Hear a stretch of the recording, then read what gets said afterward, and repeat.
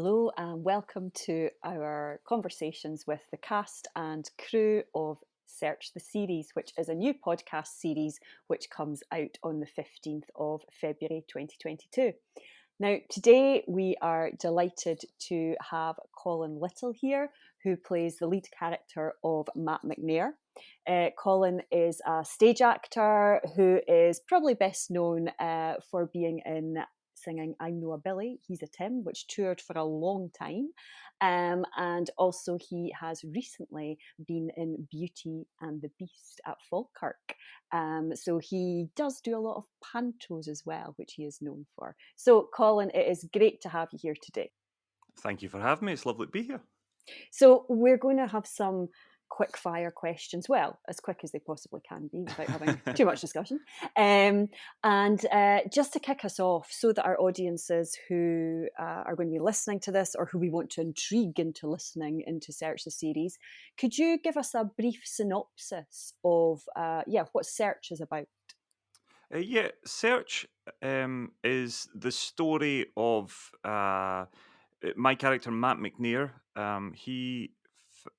He and his sister Sarah are journalists. They have their own news organization. They're a kind of independent organization that go looking for the sort of stories you wouldn't usually find in the mainstream media. These are stories off the beaten track, the kind of weird and wonderful stuff. And I think they're very much sort of National Enquirer, sort of Tatler, sort of like I think they're sort of like almost kind of nonsense pieces and kind of looked down on to a certain degree.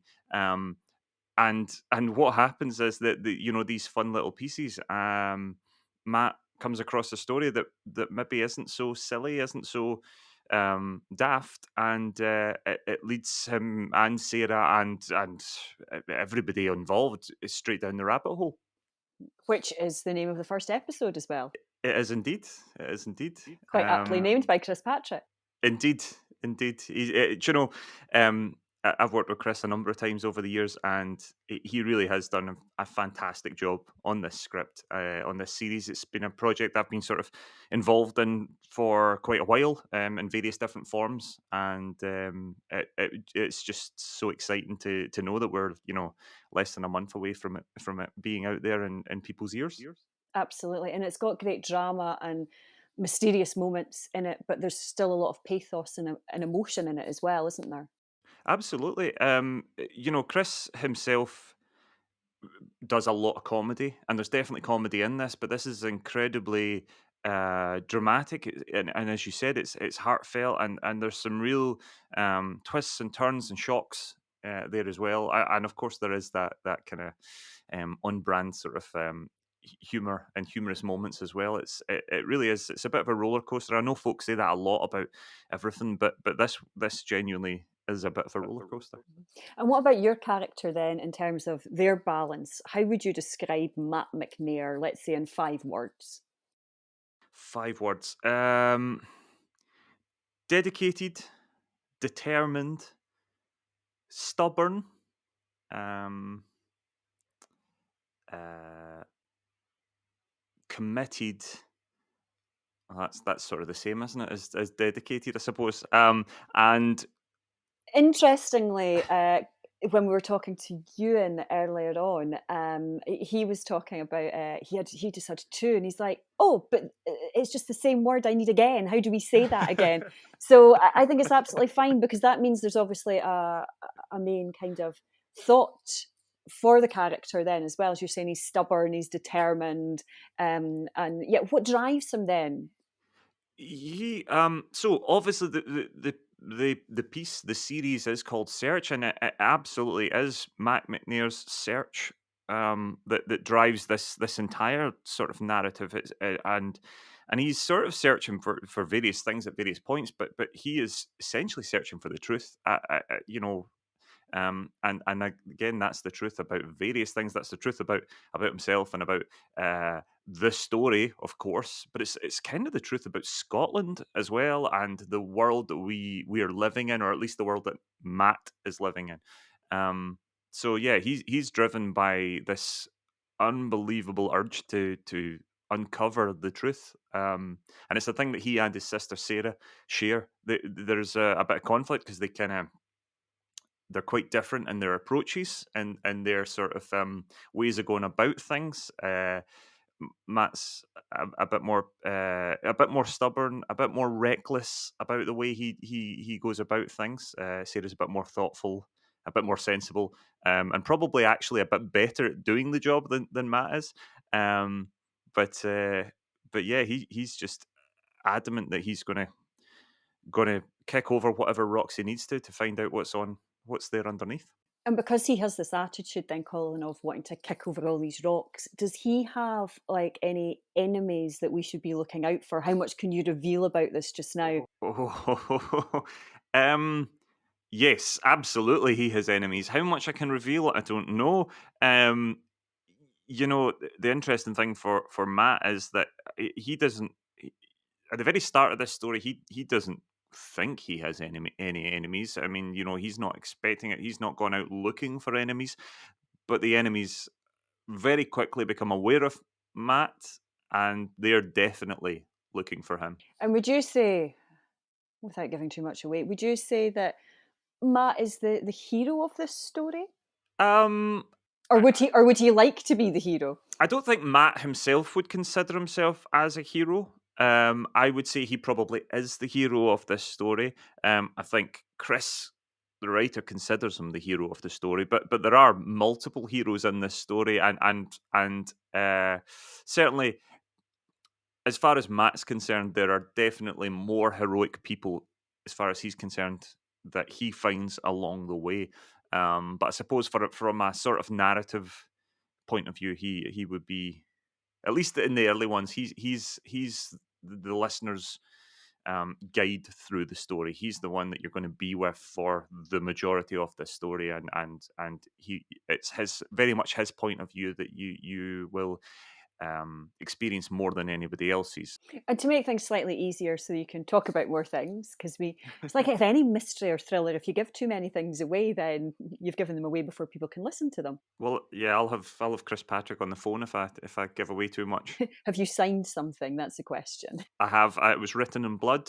It was written in blood, and there's the penalties for breaking the rules are just not they're not worth living with. I've got to be careful. And only I am encouraging them, of course, as well. So, Colin, if your character was a food, if Matt McNair was a food, what food would they be? So I thought long and hard about this. I was listening to Kirsty talking about uh, um, h- Sarah. I felt a bit harsh. I mean, I liked her reasoning, but calling anyone a boiled egg seems a bit harsh. Um, but I would say that Matt McNair is a hamburger or maybe a cheeseburger, and if he's feeling fancy. Um, he's sort of no nonsense. He's kind of get what you see, but there could be some surprises in there. There might be some onions, there might be some pickle, there there could be some jalapenos. You never quite know what you're going to get. You very much, when you hear a hamburger or a cheeseburger, you've got an idea of what you can get. But there are hamburgers, and then there are hamburgers. um, and of course, it's something you can take with you, you can eat on the go, and Matt McNair is very much on the go at all times. So he's not really a kind of three-course meal sitting down kind of guy. So I would imagine he's a burger. Well, all I'm going to say to you, Colin Little, and to the audiences who are listening, you all have to listen very carefully to what Ewan Cuthbertson says about his character, McCulloch, and what he compares Oh, himself to. I shudder to think what McCulloch might be. There may be some similarities, there may not be. That's all I'm saying. Great. So another thing to compare your characters to, because I think this gives us a nice kind of artistic picture, the food. What football team? I know you're a football man, Colin. What football team would you compare Matt to?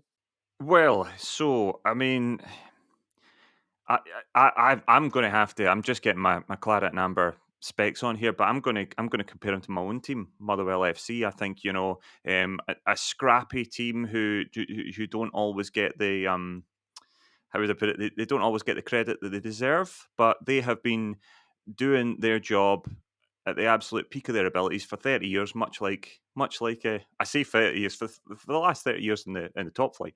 They've been going a lot longer than that. And yeah, just proving the doubters wrong. Never say die, and just battling on. And yeah, that would be it. I would say the Steel Men and Matt McNair. Although people might not think he's made of steel as well. And it's really interesting because in the interview I did with Chris Patrick, the writer, he did say that the characters are all trying to prove something, and that is just exactly what you said about Motherwell, the football team, and how that links in with Matt's character. So it's nice that all comes together, and Chris's intention is being understood as well, which is fabulous. Absolutely. I mean, he'll be devastated that I've said Motherwell. He would want to pick somebody else, but I said what I said. So, Colin, the series is called Search. We're talking about what the characters are searching for. What is Colin Little searching for? Well, do you know? Well, apart from my next job, I am very much available, and next job, perhaps a second series of Search. Who knows? But actually, I don't know if I'm searching for anything at the moment, and that's quite a good place to be. I feel as an actor, and also just as a person in this world these days, I think that, whether it's through social media or anything else, people are always looking for the next thing, the next achievement, the next thing that they can compare against their peers or against their family or their friends or whatever. And actually, at the moment, I'm just quite happy and content and safe where I am, and I think that's all right. As a new year happens, and with Search about to be released, I'm just really happy to be here and doing what I'm doing right now. So yeah. Yeah, and Colin, as they say, it's the cliche, isn't it? When you stop searching for something, things come to you as well. Because I think you're right. This whole society of seeing on social media, people comparing, oh, I've got to have this, I've got to have that. The more we're grasping at things, the more things often don't come. So I think it's really nice that you've just said it's like, let everything go. And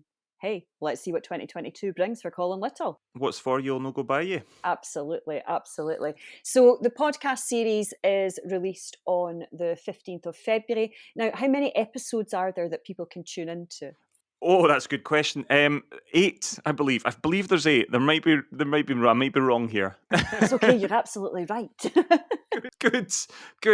I do remember speaking to Chris. Certainly, when we got all the series sent over, when we recorded, it was very much 8 episodes. But I do remember at one point we weren't sure if it was going to be more or less. Certainly, I know the final episodes are a bit of a bumper one, as Chris confirmed. But yeah, it is fantastic. And when I first received all the scripts, I remember when we did the cast read through, it just episode from episode, and it's to borrow a phrase from my days as a wannabe punk rock skater kid in the 2000s. 8 episodes, but it's all killer, no filler. Nice, nice. And on that note, I'm going to say thank you to you and let the audiences know that, as we say, the first episodes will be getting released on the 15th of February. And that at that time, we're going to have 3 episodes out there. And then every week after that until the 22nd of March. So, Colin, it has been delightful to talk to you, to hear all your comparisons about Matt McNair. And yeah, good luck with the series. Thank you. I can't wait.